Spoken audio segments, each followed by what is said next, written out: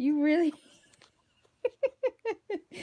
you really do want me to toss that for you, don't you?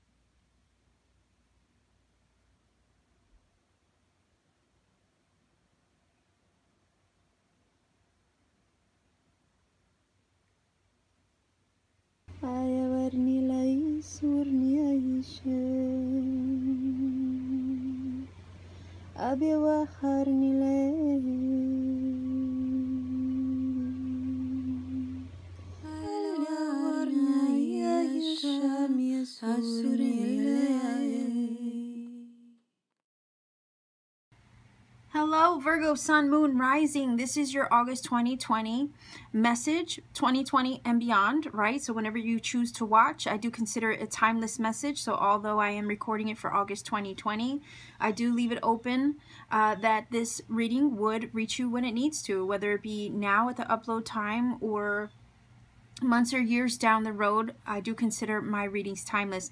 Normally, I do messages for each zodiac sign that are general, but in this case, I guess because I haven't ever done it, I figured, you know what, let's focus on love messages for the monthly instead. So that's what we're going to do. So we are going to grab one of these here from the Romance Angels to grab, I guess, a theme for your month in regards to love messages. So Virgo, Sun, Moon, Rising, and Venus signs, we're looking for love messages, August 2020 and beyond, whenever you choose to watch. One card. All right, so it says soulmate.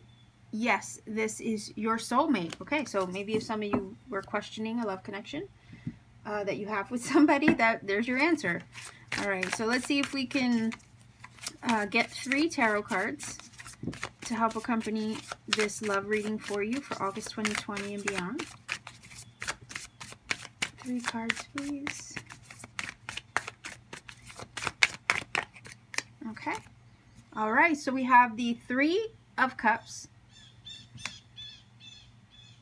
And I'm sorry, those are blue jays in the background. I do have my screen door open to the left of me. So if you hear the birds being annoying right now, that's why. 2 of Spells. So that's actually the 2 of Wands. And we have this Seeker of Challenges. So this would be the Knight of Swords in this deck. All right. Well, the Knights are always about movement, forward focus, right? I kind of feel like, well, this could be Gemini, Libra, Aquarius, also Virgo that you could be dealing with. But what does this feeling like is there's a choice here in a connection with a soulmate, perhaps. There's a decision, I say, because of the 2 of Wands here. Oftentimes you have to choose a path. You have to choose a sense of direction, like which way are you going? Sometimes you're at a crossroads and you have to choose the path going forward. And it's a pivotal moment energy, like you're at this precipice of, you know, where do I want to go? What do I want to do? And the Knight over here is discussing or talking about that forward movement. Once you make your decision, then you can move forward with it. There's a forward focus attached to that decision with these 2 cards together. The 3 of Cups, it kind of feels like there might be a situation where it's more than just about you. A lot of times the 3 of Cups can talk about other people, maybe family, maybe friends, maybe I hope it's not a 3-party situation. I'm not really getting that with these cards so far. We can find out with more clarifiers. I'll get that later. But the 3 of Cups is definitely a tribe, right? A tribe member. I always say this is the card where it's like you find your tribe. You find your people. Like, quality, and kind. So I think this is also confirming the idea that, you know, this is somebody that you have maybe a close connection with, a close friendship with. But there's something in that dynamic that there has to be a decision. And even though you get along with them, even though, you know, you have fun with them, you have a good time with them with the 3 of Cups, because that's usually about celebration, joy, happiness, good vibes, your tribe, right, your people. Even though you have a good vibe and a connection with them, there's something that needs to be decided about them or maybe the situation involving them.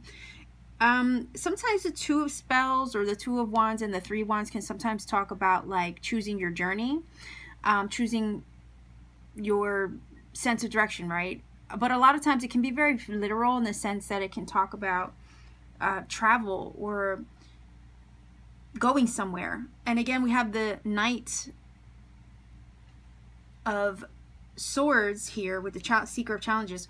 We do have the Knight of Swords, so I can't help but think that maybe this could be literal. Maybe you and your person maybe are deciding to move somewhere, or maybe you're deciding to go meet them and connect with them with the Three of Cups, because it's a reunion or celebratory energy, right, where you get together with people. So I wonder if some of you are deciding maybe just literally to go visit a soulmate, to go visit a friend or a family member that you vibe with, that maybe you miss and want to spend time with the Three of Cups. At the same time, I could also see the scenario where, again, if there's a decision to be made in this connection, maybe with the Two of Wands, you could be deciding to split ways from them, because oftentimes this card will indicate being at a crossroads, or maybe giving somebody an ultimatum, where it's like the choice has to be made. Am I going to go left? Am I going to go right? Am I going to choose A? Am I going to choose B? What am I going to do? I'm at the pivotal moment where I have to decide what I'm going to do. Am I going to stay with this person? Am I going to leave this person? Am I going to go my own way? Am I going to pursue a different path? Again, you have to consider that the Knight of Swords, when he's decided, okay, when his intellectual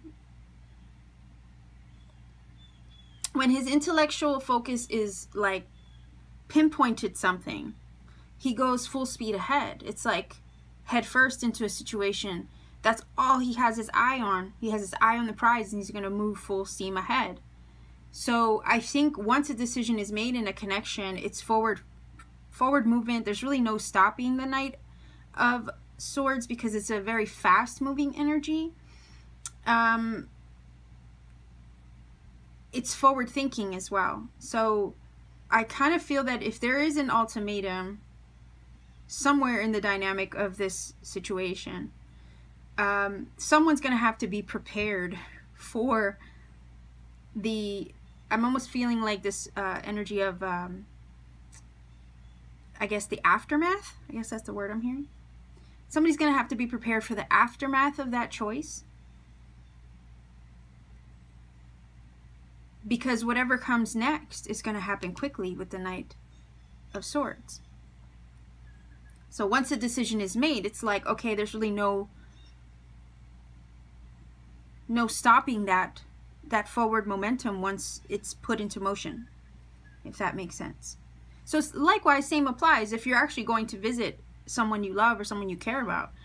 If you're going to reunite with them, once you make the decision to go see them, it's kind of like feeling like it's going to set off a chain of events. So consider a snowball, right? Snowball effect. If you consider a snowball, starts really small, it rolls down the hill and it becomes bigger. It's that kind of thing. So whatever you decide, whether it's to stay with somebody, be with somebody, split paths from somebody, it's going to set off something in motion here with the Knight of Swords. Okay, and again, once the mind has been made up with that energy, it's really hard to reel it back. Okay, so let's see if we can get 3 cards to help understand this just a little bit better. So some of you might be at a crossroads to decide something about someone or something that you want in a love connection.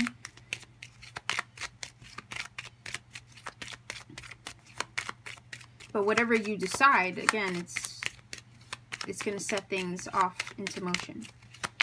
Whoa, okay. So we have the energy of fidelity and loyalty. Let's see if we can get just 2 more. That does talk about bonds and friendships, okay? Connections that we make, that we are loyal to, that we love. Okay. All right, so definitely a lover or somebody you hold in high esteem, maybe the divine masculine.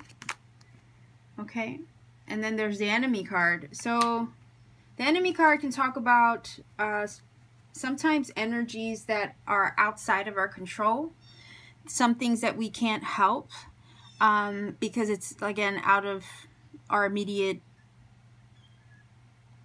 Sorry, I'm just hearing the weird bird. Anyhow, I think that looks like a blue jay. So anyway, the enemy card, I'm getting distracted, I know, I'm sorry. The enemy card does talk about things that are outside of our control. Sometimes it talks about other people's behaviors. Sometimes it can talk about our own self-sabotaging energy. So I'm not sure if, again, if something went wrong in this situation, maybe that's why with the Two of Wands, there's a need to decide what you're doing moving forward. A choice that once it's made, you move forward. Again, I don't want to assume that it's a three-party situation, but we do have a Three of Cups. It's a 3 in itself. And then we have the enemy card. So again, if there was some form of fidelity that was lost, and I say that because of the fidelity card and the enemy, if there was some sort of fidelity that was lost with someone you hold in high esteem, okay, I could understand why a Two of Wands would be here and the need to kind of discern your path moving forward, whether you're going to stay or you're going to go.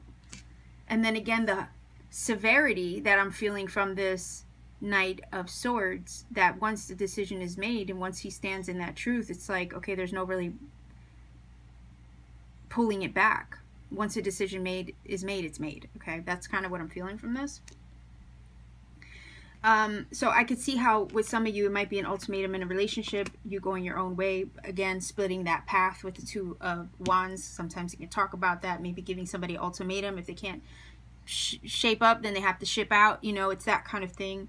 But at the same time, I could see it as, for some of you who are looking to reunite with the Three of Cups and you're looking to travel, right? Maybe try to decide how to go about doing it. You got to be smart about it, right? With the Knight of Swords, because that energy is very intellectual, puts a lot of thought into things, and always kind of seeks the truth in a situation, right? So you got to be discerning about the decision to move forward with maybe reuniting, and be careful. Is this kind of like feeling like, if anything, if you're looking to reunite with somebody, just dot all your I's, cross all your T's, because with this energy over here, there could be something that kind of thwarts your reunion in some way, where you're trying to reunite with your person, and there's something, again, outside of the control kind of happens to kind of thwart your travel or get in the way of that, or kind of create a setback in your plans. So that's just a heads up. But nonetheless, I feel like this is somebody that you, again, that you really care about, you really love, you have a strong bond with them, you feel that soulmate connection with them. Here, this card, of course, the Three of Cups is your tribe, your person, your people that you vibe with, and then you have this. So again, there's a lot of love here for this person. So again, if you're looking to see them, of course, you wouldn't want anything to ruin that that coming together.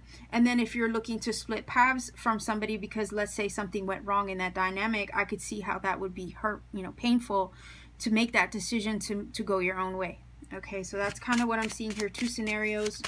I know it's a lot to take in, but I don't like to leave anything out, because if I see it, I feel I have to mention it. Okay, so let's see if we can get a plain card to help us understand just a little bit more of what's going on here.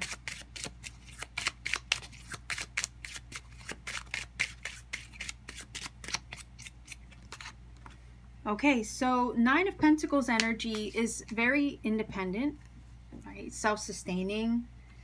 It's one of the cards that a lot of times when it's talking about going your own way, that's one of the cards. Nine of Pentacles, Nine of Cups is usually cards that are kind of like trying to be happy on their own, doing their own thing, don't really need anybody.